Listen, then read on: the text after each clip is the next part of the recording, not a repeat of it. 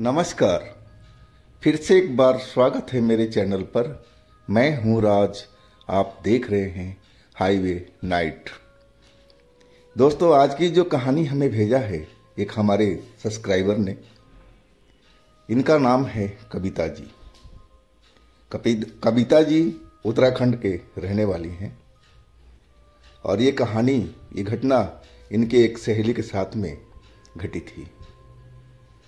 इस घटना को घटे लगभग 20 साल गुजर चुका है। तो चलते हैं इनकी कहानी में। लेकिन दोस्तों, आपने मेरे चैनल को सब्सक्राइब नहीं किया है तो वो कर लीजिए और साथ में बेल आइकन को दबाना मत भूलिएगा। तो चलते हैं हाईवे नाइट के इस सफर पर। मेरा नाम कविता है।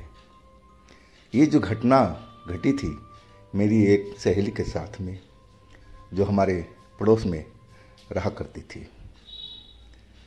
वो सहेली की शादी मेरे साथ आसपास ही हुई थी। लगभग हम एक ही उम्र के थे और उनका जो घर था हमारे पड़ोस के पास में था। वो मेरी सहेली बहुत सुंदर थी, बहुत खूबसूरत थी और उनका जो हस्बैंड थे वो भी बहुत शानदार थे और अच्छे पैसे वाले लोग थे। कहा जाए तो बहुत ही सुखी संपन्न परिवार था उनका। लेकिन जो हमारी सहेली थी, पता नहीं क्यों वो बीमार रहने लगी थी। उसके सर में दर्द होने लगा था और दर्द ऐसा होता था कि वो बहुत ही बेचैन हो जाती थी, दर्द से कराहने लगती थी। अब उनके हस्बैंड डॉक्टर के पास इलाज करवाने लगे, लेकिन उनका जो दर्द था वो जा ही नहीं रहा था। वो दर्द अपने आप कभी कम हो जाता था और फिर अचानक तेज होने लगता था। इस तरह महीनों बीत चुके थे डॉक्टरों के पास चक्कर लगा लगा करके, लेकिन जो उनका सर का दर्द था वो बिल्कुल ख़त्म नहीं हो पा रहा था। और तभी किसी बड़े बूढ़ों ने कहा कि कहीं बहू को नज़र तो नहीं लग गई है, इतनी सुंदर ही है ये, तो एक बार किसी तांत्रिक वगैरह से झाड़ा लगवा दो, शायद सही हो जाए इसका सर का दर्द।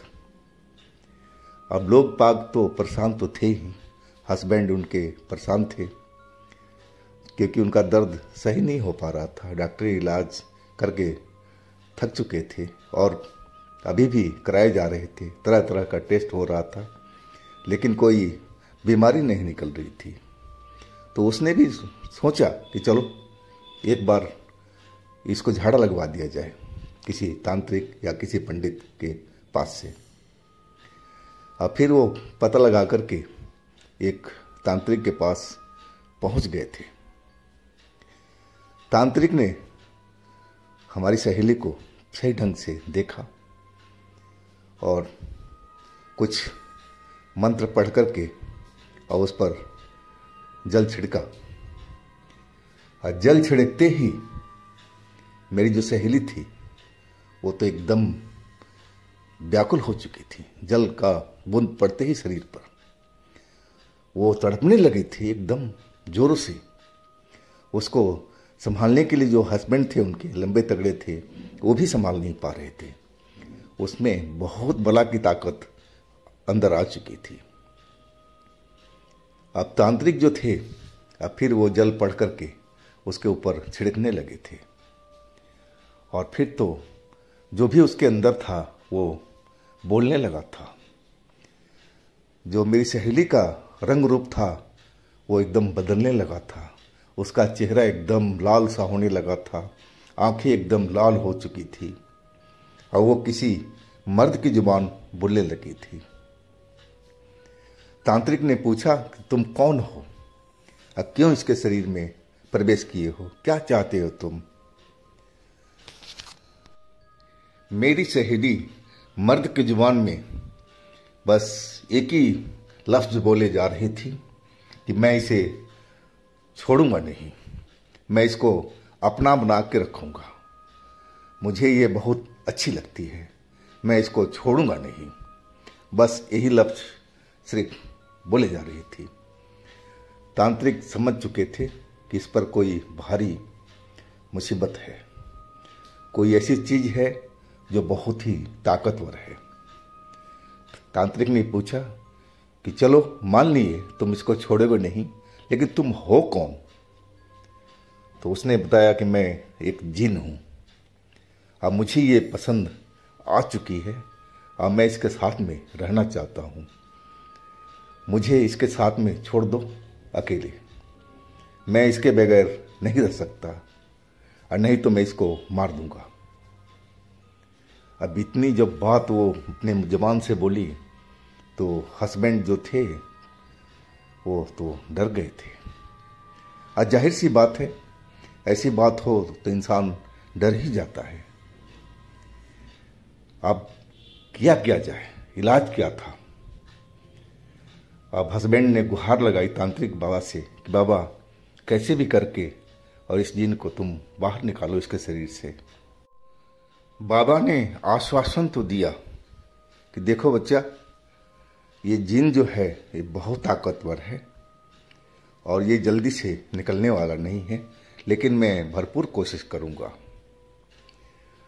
अब उनका जो इलाज था बाबा के यहाँ चलने लगा था, और उस टाइम तो वो नॉर्मल हो चुकी थी बाबा के जो मंत्र से, और वो फिर अपने घर को लौट आए थे।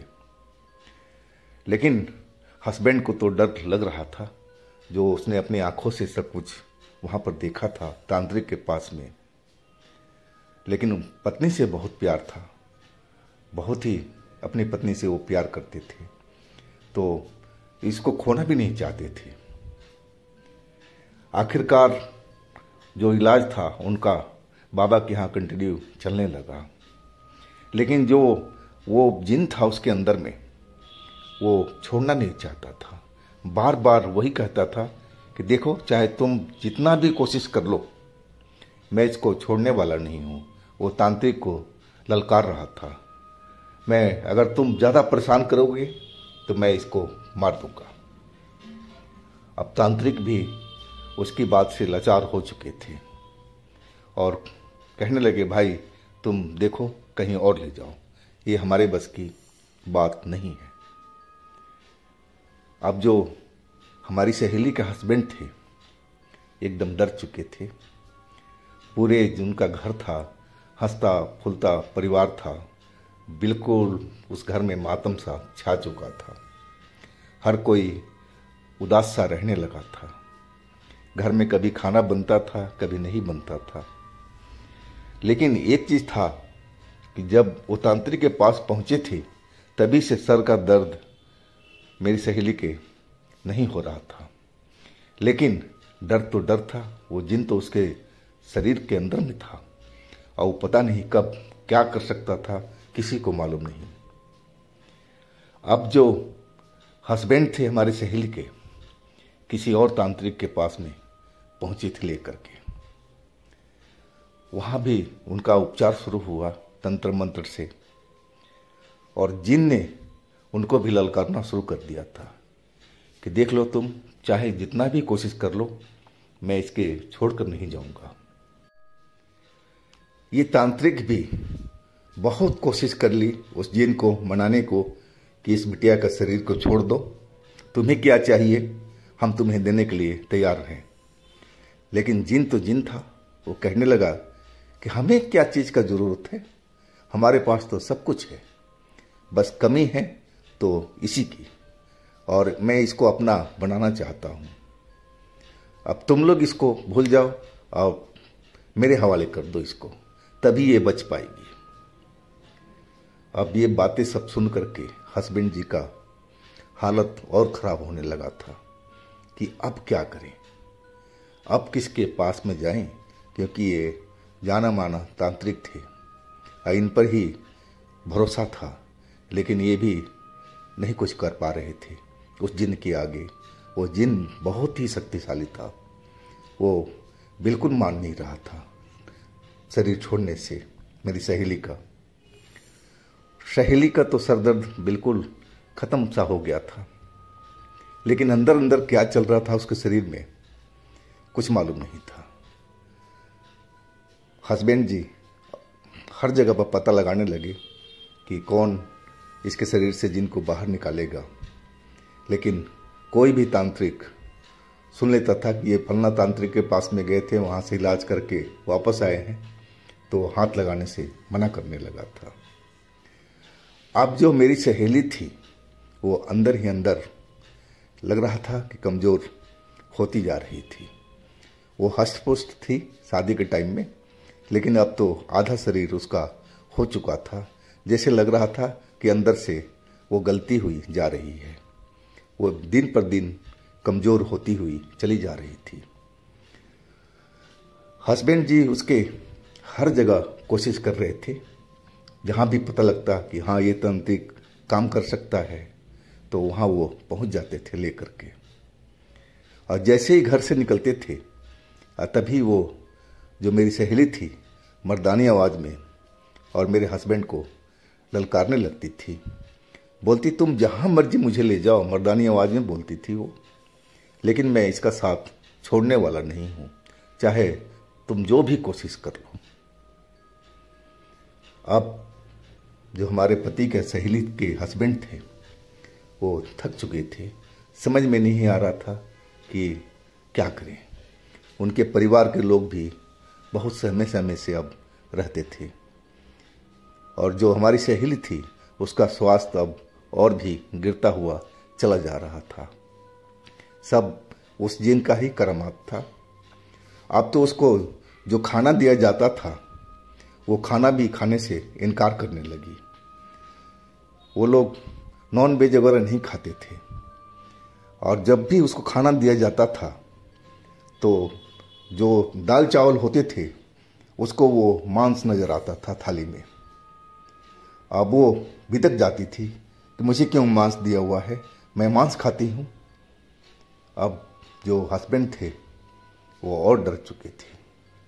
उसको कैसा भी खाना दिया जाता था थाली के अंदर में, और उसको वो नॉन वेज ही लगता था, क्योंकि उसके अंदर जो जिन बैठा हुआ था ये सब खेल उसका दिमाग में वही खेल रहा था। वो सिंपल खाने को नॉन वेज में उसको बदल देता था, उसको दिमाग में पहुंचा देता था कि ये नॉन वेज है, और वो डर के मारे नॉन वेज बिल्कुल नहीं खाती थी मेरी सहेली। अब तो और भी कमज़ोर वो हो चुकी थी। ऐसा हालत हो चुका था कि अब खाट पकड़ने के कगार पर हो चुकी थी। तभी किसी ने बताया कि आप लोग इधर उधर घूमना छोड़ दो और मेहंदीपुर बालाजी चले जाओ, वहाँ पर ज़रूर कुछ न कुछ इनका इलाज होगा। जो कर सकते हैं बालाजी ही कर सकते हैं इस जिन का इलाज। हस्बैंड जी को समझ में आ गया था कि वहीं जाना अब उचित रहेगा। अब फिर वो मेरी सहेली को लेकर के बालाजी मंदिर मेहंदीपुर राजस्थान में पहुंच गए थे। जब वो बालाजी मंदिर पहुंचे तभी से उनके जो हमारी सहेली थी उनके चेहरे पर रौनक सी लौटने लगी थी। अब लगा कि हाँ यहाँ बिल्कुल सही हो सकता है। मेरी पति का जो हस्बैंड थे उनको भी समझ में आ गया था कि इतना बड़ा दरबार है बालाजी का, और ये जिन का क्या बिसात है उसके आगे। जरूर बालाजी महाराज इस जिन को हमारी पत्नी के अंदर से निकाल फेंकेंगे। श्रद्धा उन पर हो चुका था, और वो लोग वहीं पर रुक चुके थे और सुबह शाम आरती में भाग लेने लगे। और जैसे जैसे वहाँ का पंडा कहते थे वो काम उन्होंने करना शुरू कर दिया था। लेकिन इस काम में टाइम तो लगा था, उनको टाइम तो लगा था। टाइम इन्होंने खर्च भी किया अपने ऊपर में, लेकिन जब वहाँ से वापस लौटे तो बिल्कुल जो हमारी सहेली थी उसके ऊपर से जिन का साया हट चुका था। लेकिन पांडा ने बोला था कि बजरंगबली का अपने घर पर हफ्ते में महीने में पाठ करना जरूरी है, और तभी से वो अपने घर में पाठ करना शुरू कर दिया था। वो तो पहले भी भगवान की भक्त थी, लेकिन जब मेहंदीपुर जब पहुँचे थे तो पूरा भक्त हनुमान जी के बन चुके थे, बालाजी का। और आज भी वो स्वस्थ हैं, सुखी परिवार है, उनके 2 बच्चे भी हैं और सुखी जीवन जी रहे हैं। बस चमत्कार था तो बस बालाजी का, जो उन्होंने किया था। मेरी सहेली के ऊपर से वो जिन्नात का साया को एकदम दूर भगा दिया था। अब लोग अपने घर में सुखी और चैन से रह रहे हैं। तो दोस्तों, ये थी कविता जी का भेजा हुआ एक सच्ची घटना। अगर आपके पास भी इस तरह के कोई अपनी आप बीती है, कोई घटना है, तो आप मुझे इंस्टाग्राम पर या मेरे व्हाट्सएप नंबर पर ज़रूर शेयर कीजिएगा। आप मेरे दूसरे चैनल पर विजिट कीजिए दोस्तों, उनमें भी अच्छी अच्छी हमने कहानियाँ डाल रखी है जो बेहद आपको पसंद आएगी। चैनल का लिंक मैंने डिस्क्रिप्शन बॉक्स में दे रखा है, तो आप लोग एक बार ज़रूर विजिट कीजिएगा मेरे चैनल पर। और मेरे इस चैनल को भी सब्सक्राइब कीजिएगा, लाइक कीजिएगा, शेयर कीजिएगा। फिर हम मिलते हैं दोस्तों एक नए दिन, एक नई घटना के साथ में। आप लोग अपना बहुत ही ख्याल रखिएगा। नमस्कार।